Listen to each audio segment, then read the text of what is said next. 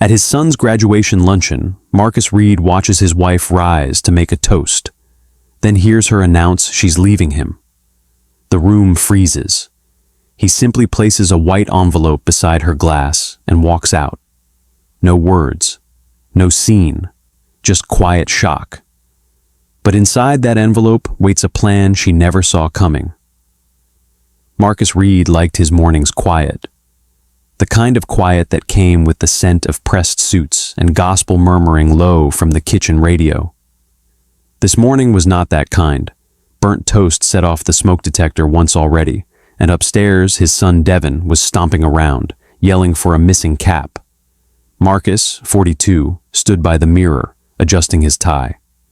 Dark navy with a silver clip. Classic. Intentional. A day like this deserved nothing less. It was Devin's high school graduation, the kind of milestone fathers remembered long after the pictures faded. Down the hall, Alana was filming herself. "Rise and shine, fam. Big day for the Reed house." Her voice bounced off the tile, too bright, too polished. Marcus stepped into the doorway and watched her rehearse her lines. Alana Reed, 39, influencer and boutique owner, was always camera ready. Even now, lips glossed, black, shiny black hair, phone angled just so. Behind her, the bathroom light flickered through a haze of hairspray. "Big day," she chirped when she caught his reflection. "For him," Marcus replied softly, giving the knot on his tie one last tug. They rode in near silence. The Lincoln Hall Auditorium was across town, a 40-minute drive made longer by the stop-and-go crawl of weekend traffic. Marcus kept both hands on the wheel. From the corner of his eye, he saw Alana scrolling. Her thumb flicked rapidly, notifications blooming on the screen. He wanted to ask who she was texting, but he didn't. Instead, he reached forward and turned down the gospel station to a quiet hum. Devin, from the back seat, leaned forward. "You nervous, Dad?" "Just proud," Marcus said. And it was true. The ceremony unfolded like a highlight reel. Families cheered, phones waved, tassels flipped. Inside the grand auditorium, Marcus watched his son cross the stage with a calm weight in his chest. He didn't record the moment. Alana did, arms stretched high for the perfect shot. "Tag me later," she said, adjusting the lighting on her phone.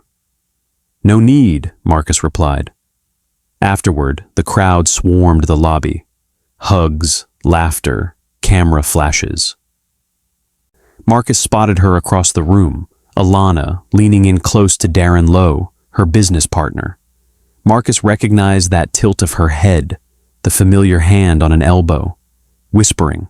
He didn't interrupt. He filed it away.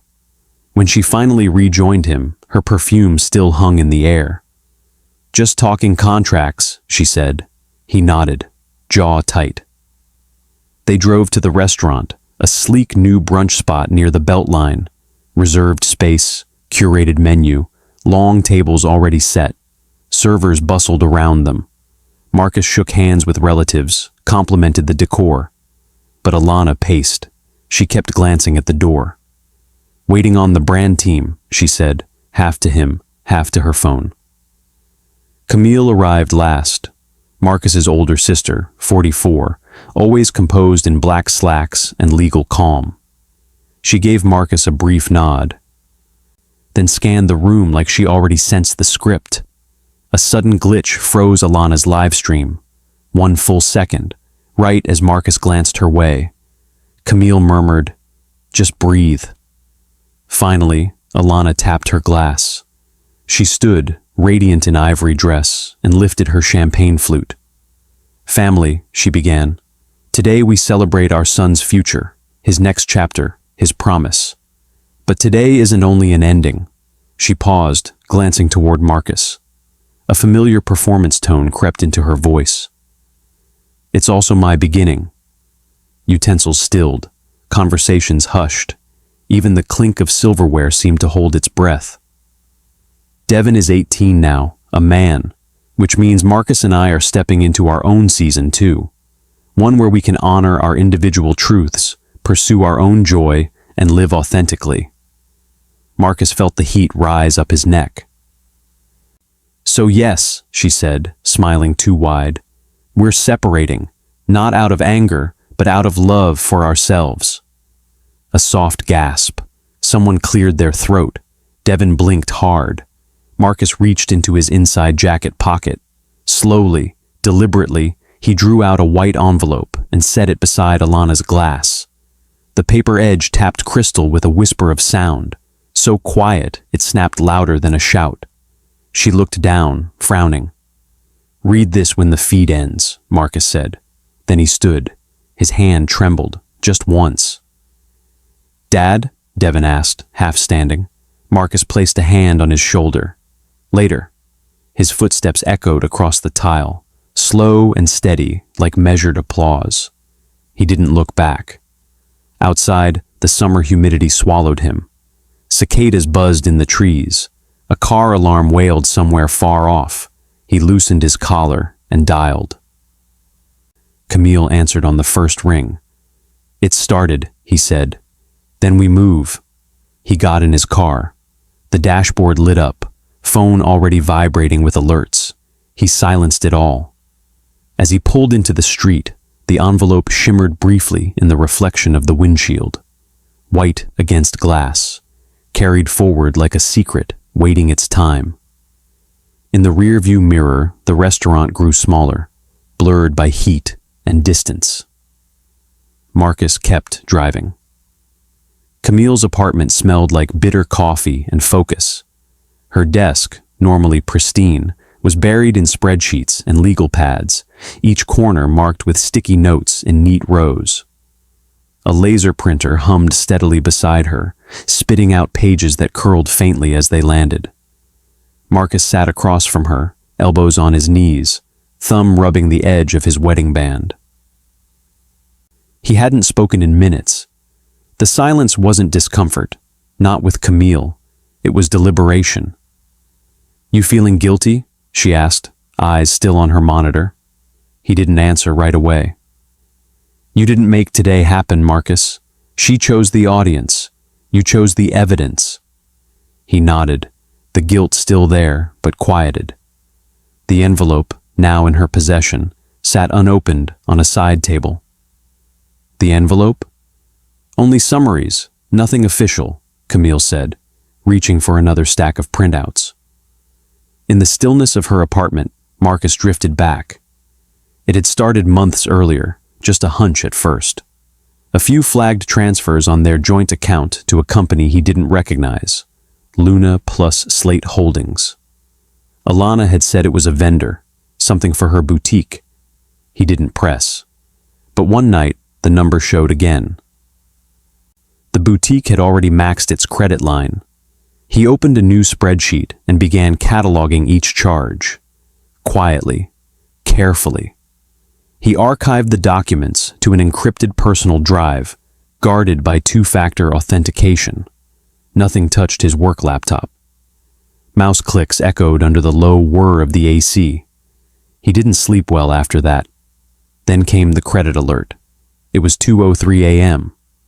Marcus sat at the kitchen island, boxers and undershirt, the fridge light casting shadows behind him. Another boutique charge, this one large. His heart pounded, fingers trembling as he logged the entry into his private ledger. "Every cent speaks," he murmured, almost to himself. Camille had looked over the data weeks later. "You're looking at potential marital waste," she said, thumbing through the printouts. "An asset dissipation. Not minor stuff." Marcus leaned back on the couch, arms crossed. "Sounds cold when you say it like that." Camille shrugged. "Truth usually does. Misconduct limits support under state standards." She kept her voice even, but Marcus could hear the edge beneath. It wasn't anger, it was precision. The next week, Camille began filing requests for bank-certified copies of their statements. She worked with a forensic accountant to preserve metadata for exhibits. Red tape slowed everything down. "Authorize me under POA," she said one morning, handing him a form. "I can move faster." Marcus clicked the pen cap twice before signing. "You're sure?" she asked. "No way back now," he said. They tested the alert system next. Marcus linked the accounts to forward flag transactions to Camille's phone. He sent a $1 test charge. 2 seconds later, her phone buzzed. "System works," she texted, holding the phone up with a dry smile. Marcus spent the next several days compiling receipts, invoices, email confirmations. He printed them all, organizing into folders by date and category. Staples clicked, paper clips snapped, and each thump of the hole punch felt like laying brickwork. His hands shook by the 3rd hour. He paused, breathed, and continued. One morning, he met the process server. The man was quiet, polite, no nonsense. "Timing's delicate," Marcus said, signing the delivery slip.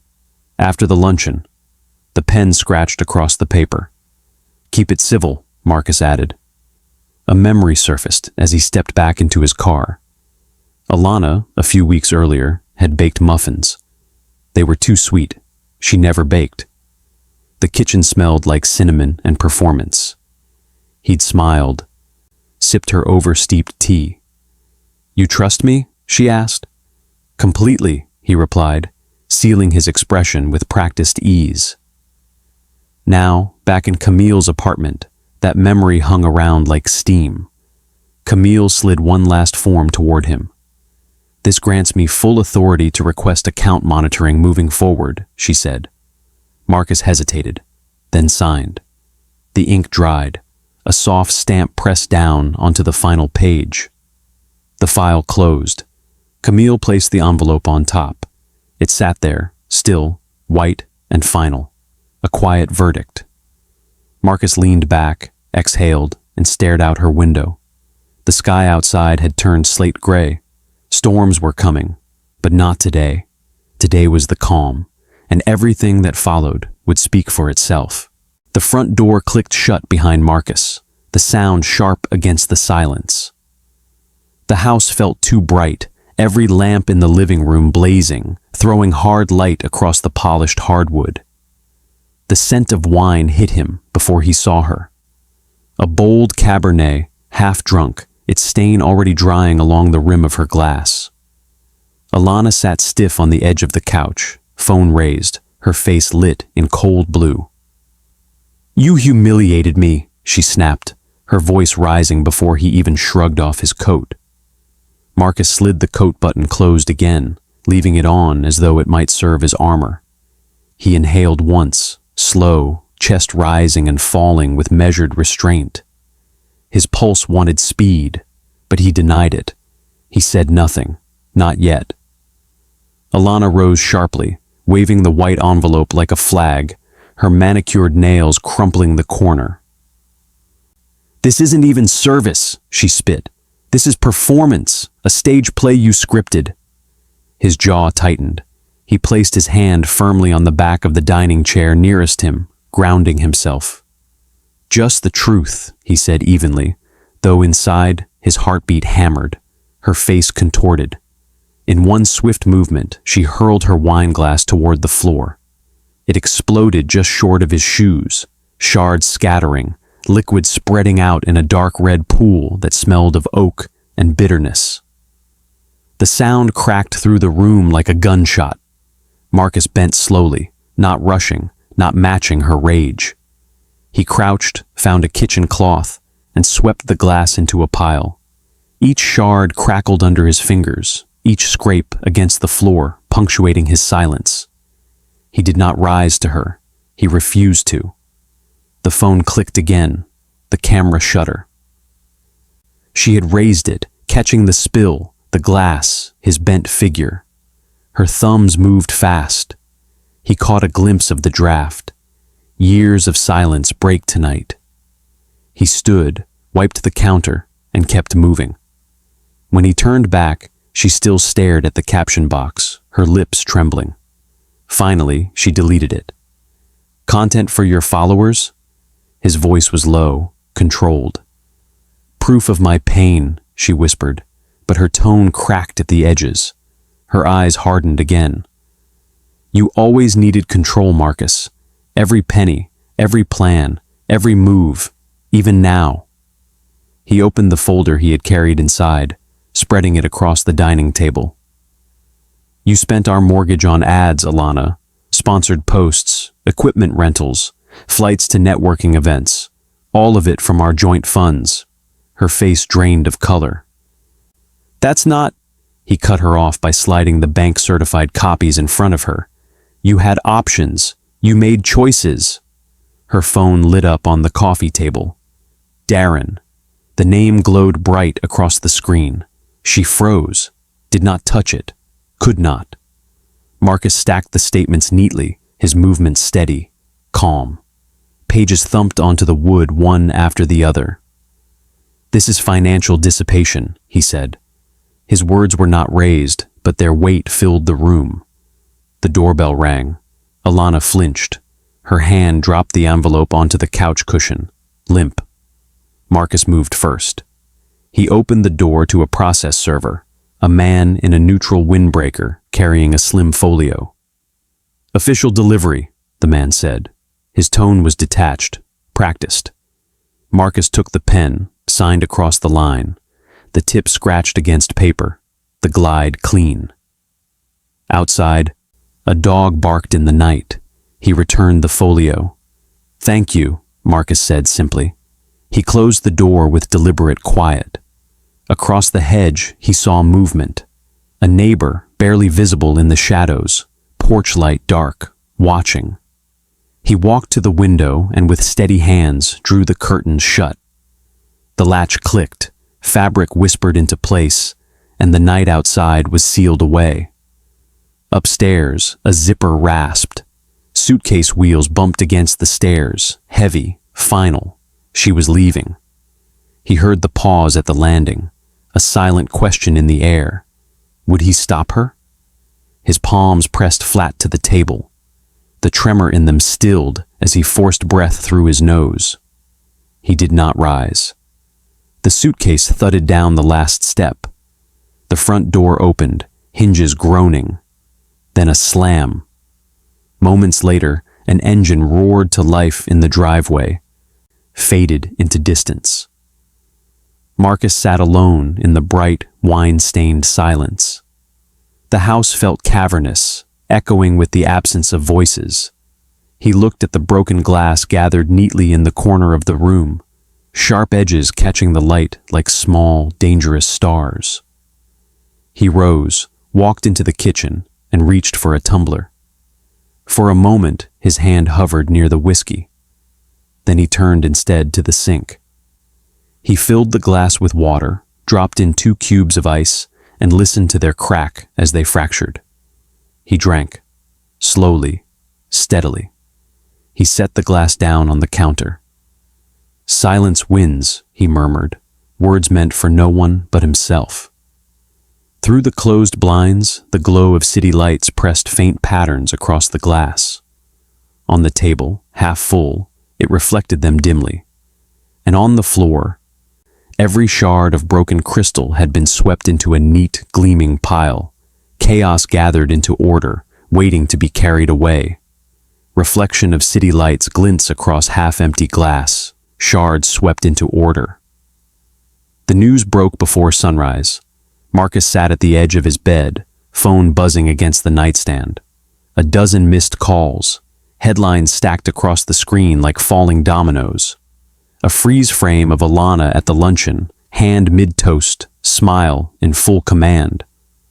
Another showing Marcus's quiet exit, the envelope like a ghost in the corner of the frame. He let the phone buzz once more, then thumbed down the control center. Silence. "Let them finish talking," he muttered. At Camille's midtown apartment, the morning air smelled of reheated coffee and toner ink. She had been up since 4. Her desk overflowed with manila folders and affidavit printouts. In the center, a signed and time-stamped statement from the restaurant manager detailed the seating, the order of service, and the moment Alana turned her son's graduation into a PR campaign. It's solid, Camille said, tapping the paper. Marcus peered over her shoulder. Will it hold? We attach this, she said, sliding over a print log from the server station, time-stamped to match the toast. Neutral witnesses secured. The printer hummed again. By noon, she had filed a temporary financial restraining order. The court accepted, and official notices were dispatched to their shared banks, investment accounts, even the boutique's transaction portals. Any large withdrawals, transfers, or suspicious activity would now flag and hold for review. They would be monitored, line by line, until the final hearing. Paper beats panic, Camille muttered, feeding another page into the copier. Rain streaked down the apartment windows when Devon arrived. His hoodie clung to his shoulders, hair damp, eyes searching. Marcus stood. You okay? Devon dropped his backpack, nodded once, then sat on the couch. The silence between them was full, but not strained. Mom's different online, he said after a moment. So are most people, Marcus replied. They didn't need to say more. The boy had seen enough. Later that evening, Devon muted the family group chat. He unfollowed Alana's boutique and influencer account. In a quiet moment, he drafted an email to the college's student affairs office, asking that his name be excluded from any press inquiries or public-facing media. He hit send, then pushed his laptop closed. I just need space, he said. Marcus, sitting across the table, only nodded. Take it. A few days later, Camille forwarded an email. Darren's lawyer had sent over a draft agreement, assignment of interests and mutual release. Clean separation. Darren was formally withdrawing from Luna Plus Slate and any personal business with Alana. He's gone quiet, Camille said. Marcus didn't look up from his coffee. Noise was his business. Meanwhile, speculation on social media rolled like wildfire. Screenshots, threads, hashtag debates. A few users attempted to track Marcus's career or finances. Others posted tearful edits of Alana's live stream, cut to piano music and scripted sympathy. By the end of the week, 2 of her major sponsors had suspended her contracts. Devon stared at the screen, jaw tight. Marcus typed one line on his profile, "Respect our family's privacy." Then he logged off. Camille spent that weekend assembling the final binder. The title on the spine read, Integrity of Contract. Inside were copies of the prenup, account records, Camille's filings, and the original envelope Marcus had placed beside Alana's wine glass. She clipped it to the cover, quiet, but not forgotten. That Sunday, Marcus laced up his sneakers. The morning was cool, the sidewalk still wet from night drizzle. He stepped into his old route, the one he used to run with Devon, left at the corner, down past the school, around the park loop. Footfalls tapped like a metronome, breath even, mind clear.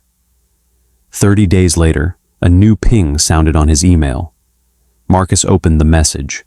It was from a leasing agent. Final notice of default on the Luna Plus Slate storefront. Rent unpaid for 2 months. Lease canceled. He stared at the screen for a full minute, then exhaled, dragged the message into a folder labeled Boutique Evidence, closed the laptop. Night fell gently over Camille's office. The city hummed below, lights flickering in 1,000 windows. On the table, affidavits, restraining orders, certified letters, and at the very top, the binder. Marcus reached out and touched the envelope's corner. Soft, smoothed from handling, still sealed. The lamp buzzed overhead. Outside, a horn sounded, distant and fading. Camille sat on the couch, legs folded beneath her, silent witness. He pressed the binder closed. Clip, staple, stamp. Truth doesn't rush, he said. Light glints across the binder label, integrity of contract and the envelope corner. Proof waiting for dawn. 2 weeks passed in quiet motion, but nothing had truly calmed. Camille's office now overflowed with folders, color-coded tabs, depositions, financial charts, and affidavit copies. The scent of paper and ink clung to the air like tension that refused to dissipate. She stood beside the desk, arms folded, reading an email out loud. She's retained new counsel, Malika Trevors, big on PR, flashy language, trial by media tactics. Marcus looked up from the stack of documents. She's building a campaign. Camille nodded. So are we. Ours just uses facts. The air conditioner clicked on overhead. Cold air blew across the paper pile, but no one moved. Marcus simply nodded and returned to reading. On daytime talk shows and trending hashtags, the story spiraled. The influencer marriage fallout, one headline read. Boutique mogul blindsided by controlling husband, said another. Devin's name surfaced on local trend maps. Photos of him accepting his diploma, smile quiet, father behind the lens, floated between threads debating the value of privacy in influencer families. That afternoon, Marcus sat beside Camille as she typed a motion to the court, requesting all family identifying records be sealed. No one needs to know our address, he said. Camille didn't look up. Her fingers clicked across the keyboard. Public eyes don't deserve the private cost. Then came the real. Alana, soft-lit, voice trembling, tears cued. I gave everything, she whispered. But sometimes you're just not enough for someone who needs to control every moment. Sympathy surged. Comments flooded in. Stay strong, queen. We believe you. You deserve joy. Marcus stared at the screen, jaw tense. His phone buzzed 3 times, mentions, shares, tags. He turned it face down. Every lie burns itself, Camille said. Let it run out of oxygen. He didn't respond. That week, a report came from the bank. Another attempted withdrawal from boutique funds, flagged and frozen. Alana's attorney filed a challenge, arguing that business operations required fluid access. Camille responded with the order, highlighting language that included all marital assets regardless of branding. The judge reviewed and set a date to evaluate the account controls. Camille stamped the packet and slid it into a tray. Paper beats panic, again. 2 days later, Darren returned. Not in person, but through legal counsel. He wanted mediation, hoping to avoid subpoena. His tone, once polished, now dipped into caution. Marcus didn't trust it. He's trying to avoid exposure, he said. He knows he's liable. Camille considered, then agreed to a limited deposition under oath. Truth prefers daylight, she said. The deposition happened in a pale conference room, lights flickering above the long table. Darren sat nervously beside his lawyer, eyes darting to each exhibit as Camille laid them out. Credit lines, receipts, emails. Yes, Darren eventually admitted. I co-signed 2 boutique credit lines. Yes, joint funds were involved. His lawyer tried narrowing the scope, framing it as business risk, not deception. Camille didn't flinch. She stamped each document. Let the record show, she said. Marcus, seated at the far end of the table, watched Darren crumble slowly. There was a moment, barely a breath, where old anger rose in his chest. The betrayal, the arrogance. Then it passed. He folded his hands, exhaled, and simply listened. That night, as rain tapped lightly on the windows, a message lit up Marcus's phone. Can we talk off record? Alana, he stared at the screen. His fingers moved. Not anymore. Then paused. He deleted it, locked the phone. Some silences weren't weaknesses. They were boundaries. Meanwhile, Devin overheard students whispering at the campus cafe. That's the graduation kid, right? The one whose mom went viral? He didn't confront them. Instead, he returned to his dorm room, pulled out a mic, and recorded a short podcast for his student mental health group. Some stories hurt when they stay inside, he said. But some stories heal when told right. The audio wasn't flashy, no soundtrack, just his voice and a quiet breath between thoughts.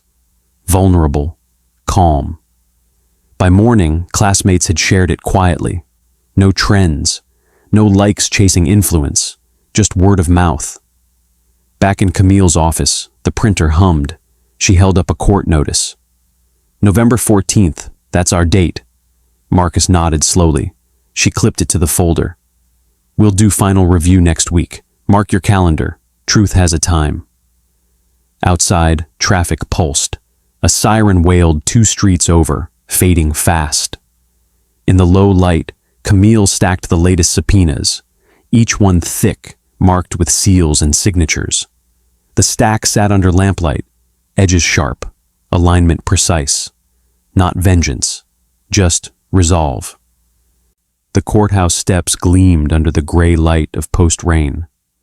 Puddles scattered across the plaza caught reflections of the Fulton County emblem above the doors. Reporters huddled near the entrance, umbrellas still dripping, cameras lifted the moment they spotted him. Marcus Reed didn't flinch. He walked forward, coat collar turned up, eyes level. His silence was armor now. Behind him, Camille kept pace, leather briefcase in hand, her heels muted against wet concrete. Camera shutters clicked like hail. Someone called his name. He didn't stop. Inside, the security line passed quickly. Judge Ellen Bates was known for punctuality, and the clerk had already assigned courtroom B for the hearing. No media allowed. Still, tension crackled in the hallway. Spectators whispered. Phones buzzed in pockets. In the courtroom, Marcus took his seat beside Camille. Before him stood the raised desk of Judge Bates, flanked by the seal of the state of Georgia. Her expression, as always, was unreadable. Marcus removed his watch, placed it in his coat pocket, centered his breathing. "Ready?" Camille asked. He nodded once. Across the aisle, Alana sat beside her new attorney, a man in a pale blue tie who exuded polish. She wore muted gray, a deliberate contrast from her usual color pop palette, calculated restraint. The hearing began. Alana's attorney opened with firm declarations that the marriage had eroded due to emotional cruelty, financial micromanagement, and Marcus's pattern of silence as a form of control. Marcus sat still, felt every word. Camille stood, unfolded a stack of documents with the steadiness of a surgeon. We reject the emotional framing. The record reflects repeated unauthorized withdrawals from joint accounts to fund a boutique owned and operated by the petitioner, without disclosure, consent, or benefit to the household. She slid pages across the table, each one crisp. Exhibit D, unauthorized drawdown dated June 3rd. The judge raised an eyebrow. The prenup outlines asset protection in the event of misconduct, correct? Alana's attorney leaned forward. We contest the clause as punitive. It would leave my client with disproportionate assets and no viable restitution. Camille's voice didn't rise. We're not pursuing punishment. We're citing dissipation. Georgia law supports equity, not revenge. The court clerk typed rapidly as the judge turned to the next item. The restaurant affidavit, Camille said, gesturing. The sworn testimony from the graduation luncheon's manager was read aloud, describing the layout, timing, and reactions to Alana's public announcement. The defense objected. Irrelevant to asset division. Overruled, Judge Bates said. Context of public humiliation is admissible. The clerk stamped the exhibit. Admitted Exhibit 7. Next came Darren. He took the stand in a suit that didn't quite fit right. His eyes avoided Marcus entirely. Camille asked plain questions. He fumbled. When Darren began minimizing his involvement, I didn't know the funds were joint. She cued the court technician. A click. Then his own voice from the recorded deposition. Yes, I used Marcus's funds. I thought she'd clear it later. He deflated as the words played back. Marcus watched without smiling. The flash of old anger. There. But held in his chest like coals. When it was his turn, he stood slowly. Judge Bates gestured for quiet. He cleared his throat. "I chose silence because I didn't want my son to grow up inside noise," Marcus said. "I didn't shout. I documented. I didn't shame. I protected." A stillness fell across the room. Someone in the gallery gasped. He returned to his seat. A brief recess followed. The judge requested a full review of the file labeled Integrity of Contract. Marcus stared at the envelope sitting near its corner, the same one placed beside Alana's glass months ago. It looked smaller now, tamed by the system, but no less sharp. The second session resumed. Alana's attorney proposed mediation to reduce time and tension. Marcus stood. "I'm not asking for favor, just fairness," he said. Judge Bates nodded, made a note. And then came the ruling. Prenuptial agreement upheld as guiding structure. Evidence of asset dissipation affirmed. Primary financial assets, retirement accounts, home equity, business consulting interest, remained with Marcus. Spousal support reduced to minimal transitional assistance. Devin, now 18, granted autonomy, stated preference to reside with his father. At Alana's table, a tissue passed hands. Her eyes glistened, but she didn't cry loud. Judge Bates lifted her gavel. "Let this stand." A single strike rang out. Official. Outside the courtroom, reporters flanked the doors. Microphones pointed. Flashes surged. "Mr. Reed, any comment?" Marcus ignored them. Camille touched his arm. Side corridor. They exited quietly, past a skylight where rain tapped like fingers on glass. "You kept your dignity," she said.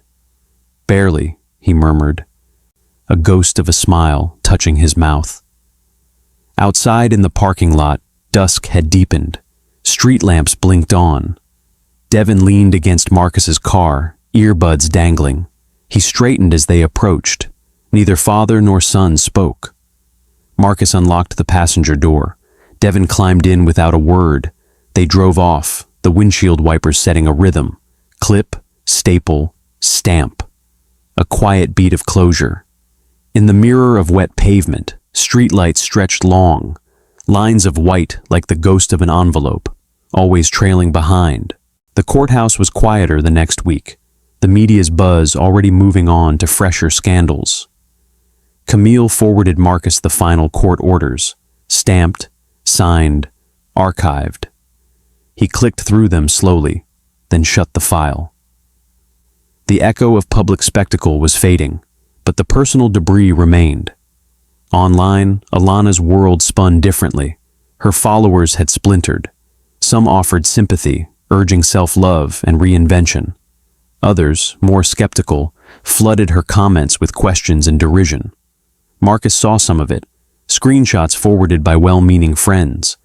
But after a few scrolls, he made a decision. He dragged every saved image into the trash and hit delete. Key press. Silence.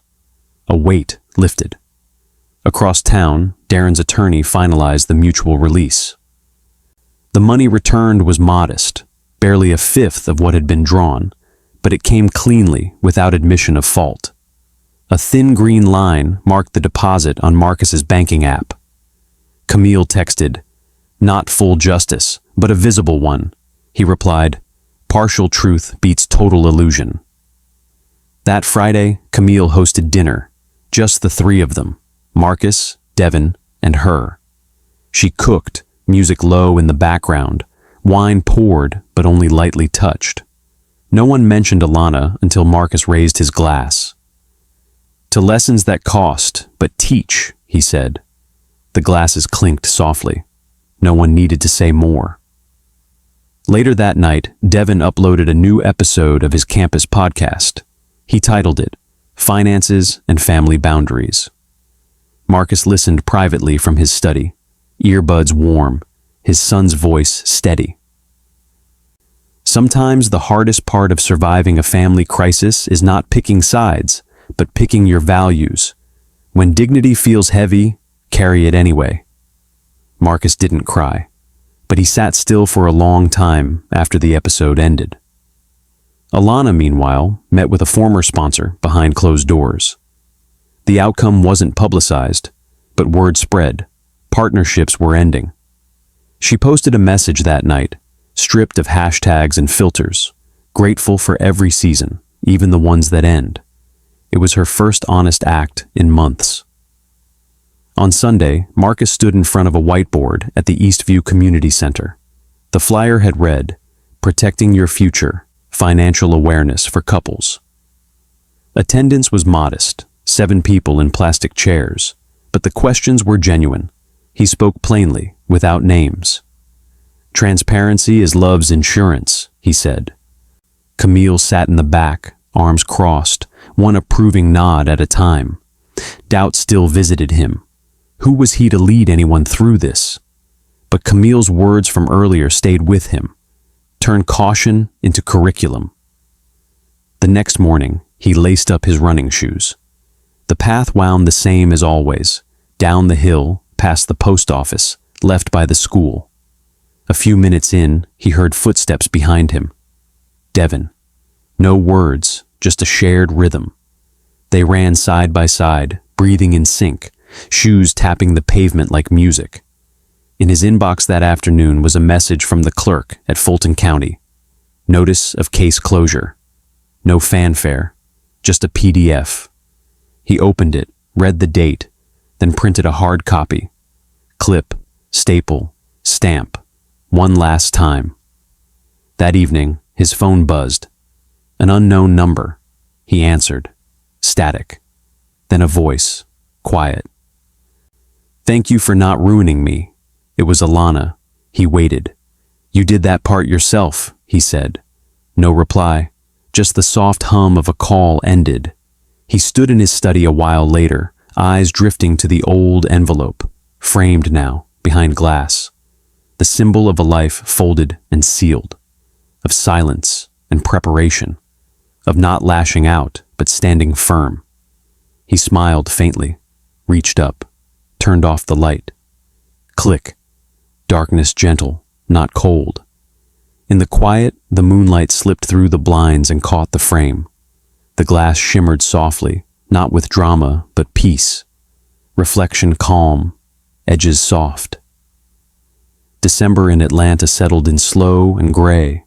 Morning frost edged the windows, and the streets moved quieter. The Reed home reflected the shift, trimmed modestly, nothing extravagant.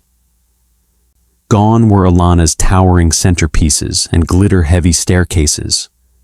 Marcus stood on the step-stool, threading a single string of lights along the banister, while Devon untangled a wreath with bent wire.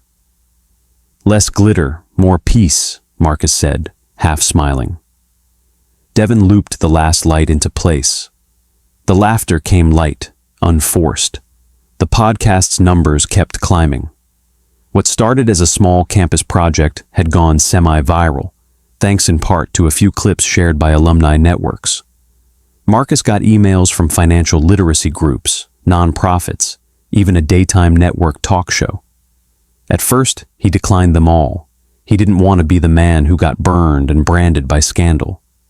But Camille leaned against his desk one evening, sifting through tax folders. "You're not selling pain. You're sharing recovery." He finally said yes to one televised interview, just one. Under soft studio lights, he sat composed, not a victim, but a voice of steadiness. "Preparation is protection," Marcus told the interviewer. "It's not cynicism, it's commitment with a ledger." Alana's path unraveled in a quieter key. She quietly closed the boutique.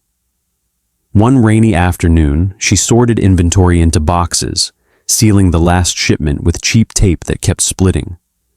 There were no followers filming this moment, no curated caption, just the scent of lavender paper and the squeak of folding chairs as she turned in her keys. In a final gesture, she donated what was left to a nonprofit that helped women re-entering the workforce. No PR strategy, just release. Marcus and Devin took a drive south the week before Christmas. The family cemetery sat quiet under a slate sky. They stood in silence, Marcus with a gloved hand on his father's nameplate. Devin laid down a small wreath with pine cones tied in twine. "We're all right," Marcus said, voice low. No response from Devin, just a small nod. They stayed a while. Camille delivered one final envelope. Filed, archived, no pending actions. Marcus flipped through the forms. No drama, no surprises, just completion. He signed the receipt on her clipboard. "Paper's done, life next." She nodded, lips pressed into a smile, the kind that meant finally. That weekend, tucked between a council election piece and a story about a lost dog, the Atlanta Citizen ran a column titled "Integrity Through Silence." It wasn't dramatic, just a quiet piece about a man who chose evidence over outrage. Marcus set the paper aside, but Devin rescued it. "We're keeping this. It's history, Dad." They clipped it and tucked it into a folder. Not a trophy, a record. On an evening walk downtown, festive lights blinked from shop awnings. Couples passed wrapped in scarves, laughing under their breath. For a moment, Marcus felt the shape of something missing. Not grief, just memory. He stopped under a street lamp and pulled out his phone. "Dinner on me tomorrow," he texted Camille. Seconds later, "Only if there's bourbon pecan pie." He smiled. Deal. The snow came unexpectedly, just a thin coat, like dust shaken over rooftops. Marcus stepped onto the porch, sweater tight at the neck, and let the air bite through him. Snowflakes drifted slow. He tilted his face and let them melt where they landed. From down the street, faint choir music carried on the wind. That night, he opened the ornament box. Inside was something new, white felt stitched with gold thread, a small envelope. Devin raised an eyebrow from the couch. "Our luck letter," he joked. Marcus laughed. "Or our lesson." Together, they placed it front and center on the tree. It spun gently, catching the colored lights. From the street, the window glowed like the rest. Just a father and son, a jazz tune humming beneath the crackle of the fire. Inside, no speeches, no storms, just peace. And at the center of it all, the little envelope swayed in the light. Not a symbol of warning, but of what they had survived. The envelope ornament glows among warm lights, symbol turned gentle, proof that truth can rest. The end. What would you have done if you were in Marcus's shoes? When trust unravels in silence, how do you rebuild without rage? If you've ever chosen truth over chaos, if you've walked away not because you stopped caring, but because you finally started, tell us in the comments. Someone else might need that strength right now. Please comment 1 if you liked the video, comment 0 if you didn't, and feel free to share why so I can keep improving the content for you. Hit subscribe so you don't miss the next story, and share this with someone who needs to hear it today. Your support means more than you know.